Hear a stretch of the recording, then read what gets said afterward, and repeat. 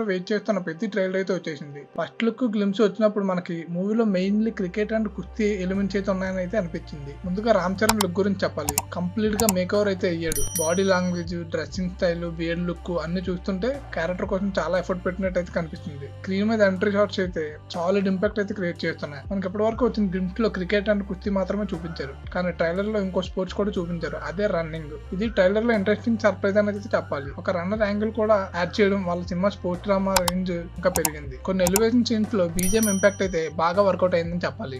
Overall గా trailer చూసాకైతే ఇది simple sports drama movie అయితే కాదు. Emotions, action, village back drop, multiple sports elements అయితే మిక్స్ చేసి ఒక పవర్ఫుల్ ప్యాకేజ్ అయితే రెడీ చేశారని అయితే అనిపిస్తుంది. ఫైనల్ గా ట్రైలర్ అయితే సాలిడ్ గా ఉంది, ఎక్స్పెక్టేషన్స్ అయితే పెంచేసింది.